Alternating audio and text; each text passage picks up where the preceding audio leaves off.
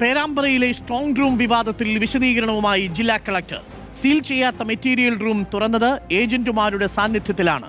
EVM-ഉം postal ബാലറ്റുകളും സൂക്ഷിച്ച strong room തുറന്നിട്ടില്ലെന്നും collector വിശദീകരിക്കുന്നു. അനധികൃതമായി സ്ട്രോങ് റൂം തുറന്നു എന്നതായിരുന്നു UDF-ന്റെ ആരോപണം. ശരത്തുണ്ട് കൂടുതൽ വിവരങ്ങളുമായി. ശരത്ത്, അനാവശ്യമായൊരു വിവാദമായി മാറുകയായിരുന്നോ?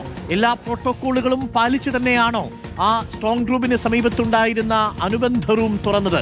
അത് EVM സൂക്ഷിച്ച റൂമായിരുന്നില്ല, ബാലറ്റുകൾ സൂക്ഷിച്ച റൂമായിരുന്നില്ല എന്നുള്ളത് എല്ലാവർക്കും ബോധ്യമായതല്ലേ? ശരത്ത്, എന്താണ് കളക്ടറുടെ വിശദീകരണം? അൽകുമാർ, അതായത് വിവാദങ്ങൾ അനാവശ്യമായിരുന്നു എന്നുള്ളത് തന്നെയാണ് കളക്ടർ കൂടി വിശദീകരണം വരുമ്പോൾ മനസ്സിലാക്കേണ്ടത്. എന്തായാലും പേരാമ്പ്രയിലെ തെരഞ്ഞെടുപ്പ് വിവാദങ്ങളിൽ ഏറ്റവും ഒടുവിൽ വന്ന വിവാദമായിരുന്നു സ്ട്രോങ് റൂം വിവാദം. അതായത് ഇന്ന് രാവിലെ 11:15 ഇത്തരത്തിൽ JDT കോളേജിൽ വോട്ടിംഗ് യന്ത്രങ്ങൾ സൂക്ഷിച്ച JDT കോളേജിലെ റൂം ഇത്തരത്തിൽ തുറന്നത്. അതിൽ ദുരൂഹതയുണ്ട് എന്നുള്ളതാണ് UDF പ്രധാനമായും ആരോപിച്ചത്. അതായത് UDF-ന്റെ പ്രവർത്തകർ CCTV നിരീക്ഷിച്ചതോടെ ഇതിൽ റൂം തുറക്കുന്നത് കണ്ടു, റിസർവ് റൂം തുറക്കുന്നത് കണ്ടു.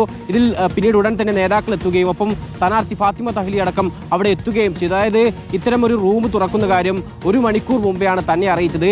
എത്താൻ കഴിയില്ലെന്ന് അറിയിച്ചിട്ടും റൂം തുറക്കണമെന്ന് ഇവർ പറഞ്ഞു. അതോടുകൂടി തന്നെ താൻ മറ്റൊരാളെ അയക്കുകയാണ് ഉണ്ടായത് എന്നുള്ളതായിരുന്നു ഫാത്തിമ തഹ്ലിയ പറഞ്ഞതൊപ്പം UDF നേതാക്കൾ ഇതിൽ ദുരൂഹതയുണ്ട്, കേന്ദ്രസേനയ്ക്ക് മാത്രം കടക്കാൻ കഴിയുന്ന ഈ സ്ട്രോങ് റൂം എന്തർത്ഥത്തിലാണ് തുറന്നത്, സ്ട്രോങ് റൂമിനോട് തൊട്ടു ചേർന്നുള്ള റിസർവ് റൂമാണ് തുറന്നത് എന്നടക്കമുള്ള ആരോപണമായിരുന്നു എന്തായാലും UDF ഉന്നയിക്കുകയും ചെയ്തു. എന്തായാലും പക്ഷേ കളക്ടർ ഇക്കാര്യത്തിൽ വിശദീകരണം നൽകുമ്പോൾ അത്തരത്തിൽ സ്ട്രോങ് റൂമിനോട് ചേർന്നുള്ള റൂമല്ല തുറന്നത് എന്നുള്ളതാണ്.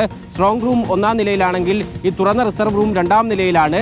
ആ രീതിയിൽ മറ്റൊരു മെറ്റീരിയൽ റൂമാണ് തുറന്നത്. അതുകൊണ്ട് തന്നെ അത്തരം ആശങ്കയ്ക്കൊന്നും ഇടയില്ല എന്നുള്ളതാണ് കളക്ടർ ഈ വിശദീകരണത്തിൽ പറയുകയും ചെയ്യുന്നത്. Thank you. ശരത്താണ് വിവരങ്ങൾ നൽകിയത്. അപ്പോൾ അവിടെ വലിയ പ്രശ്നമൊന്നുമില്ല പേരാമ്പ്രയിൽ.